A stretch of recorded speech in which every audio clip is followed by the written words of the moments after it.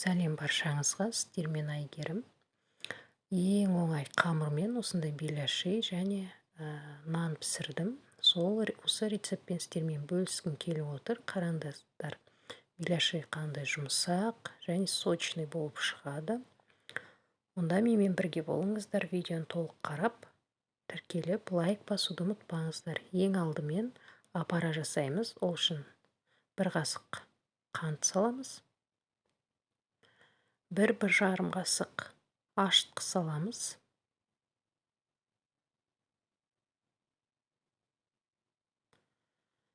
Және бізге жылы су керек. Осын шамалап жылы су құйып, араластырып, бетін жауып қоямыз. Достар, сіздерге менің рецепттерім ұнап жатса, лайк басып, комментарий қалдыруды ұмытпаңыздар. Міндетті түрде тіркеліп қойыңыздар. Міне апара жасап, бетін жауып қойдым. Енді жаңа жылы суымызға дәміне қарай тұз саламыз. Ұнымды мен алдын ала еліктен өткізіп алдым. Осылай араластырып қоямыз. Менің жаңа қосқан ашытқым бар түспей қалыпты. Мен жаңа апарамызды қостым, суымызды және сұйық май қостым. Осындай жұмсақ қамыр елеп, бетін жауып қоямыз. Енді начинкасына дайындаймыз. Начинкасына менде фарш және пиязды мен осылай үкіштен өткіземін. Үкіштен немесе блендерден өткізуге болады, сонда сочный болады сіздердің беляшыларыңыз. Және дәміне қарай бұрыш, тұз салам және шамалы паприка қосам. Барлығын жақсылап тұрып араластырамыз және шамалы су құям. Су құю, құймау ол өздеріңізге байланысты. Мен құйдым су. Фаршымыз сочный болады, нежный болады. Сонда барлығын араластырып дайындап аламыз. Міне мен шамалы жарты бокалдан төмендеу шамалы су құйдым. Араластырып қоям. Мен қамырым көтерілді. Міне қамырды көріп тұрғаныңыздай қолға жабыспайды. Осыны екі бөлікке бөлем. Кішкентай бөлігін мен бір нан жасаймын. Бір булка деді бөлке нан. Ал қалғаннан жаңаға беляшимызды жасайтын боламыз.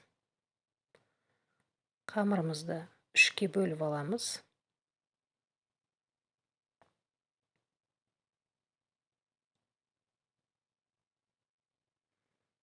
Домалатып осылай керекті осылай кішкентай алдырып бөлдіріп кесіп аламыз. Және қолымыздың көмегімізбен осылай дөңгелетіп шарик жасап, қалғандарын бетін жауып қоямыз.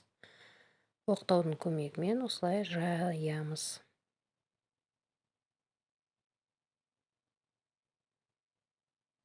Мен екі түрлі қылдырып жасаймын.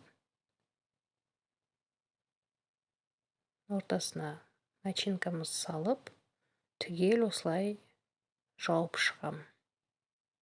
Бүріп жауып тастайым. Және бетінен осылай айналдырып, сәл басып қоямыз. Пісірер кезде тағы да жұқалап етіп басып жібереміз. Екінші түрі орта кезі ашықтау болады менде. Оқтаудың көмегімен осылай жұқалау қып есіп аламыз. Ортасына шамалап начинкамызды салып, жазамыз, осылай жайып. Және осылай шетінен бастап бүріп отырамыз.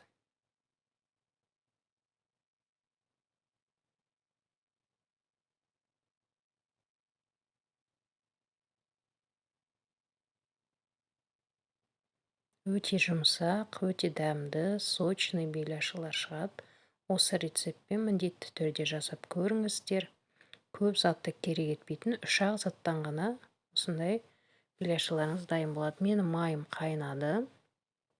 Беті көбіктеніп тұрған, мен шамалап тон май қостым. Енді екі жағын пісіріп аламыз. Баяу отқа қоямыз.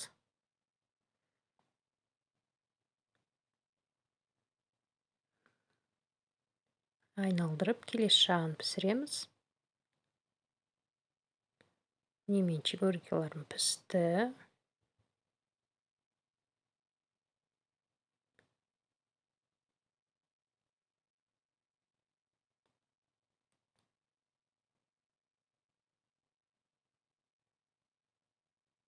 майын жақсылап тұрып сарқып аламыз.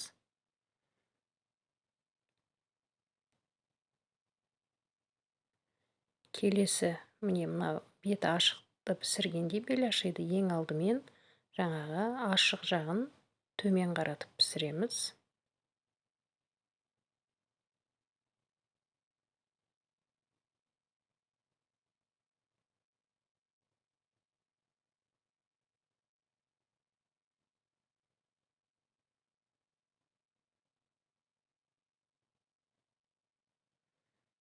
Аударамыз міне.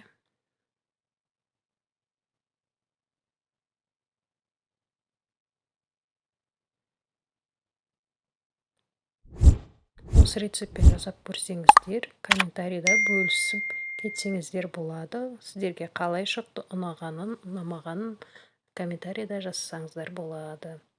Міне менің чебурекиларым пісті. Қараңыздар, өте дәмді, аппетитный болып көрінеді өздері. Жұп-жұмсақ өздері. Көріп тұрғанымыздай жұп-жұмсақ болып піседі. Өздері сочный, құрғақ болмайды, өте сочный болады.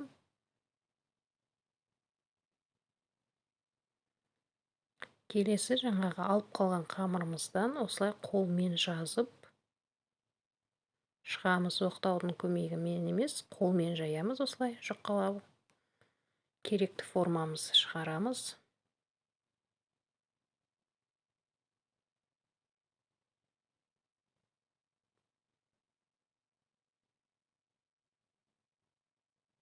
Менде міне 4 піштілеу қылдырдым. Енді рулет сияқты ораймыз.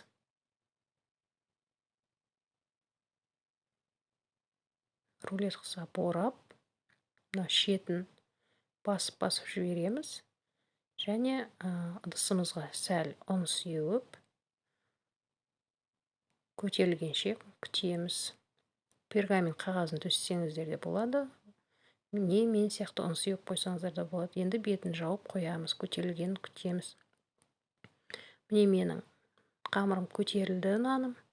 Пышақтың көмегімен осындай сызықтар жасадым және қызып тұрған пеште 30-35 минуттай пісіріп аламын. Қараңыздар, наным қандай күшті болып шыққан. Өзі жұп-жұмсақ, керемет болып шыққан. Сіздерге кесіп көрсетейін. Міне көріп тұрғаныңыздардай өте керемет болып шыққан. Жасап көріңіздер. Сіздерге ұнайтынына сенімдімін. Барлықтарыңызға рахмет. Ас болсын.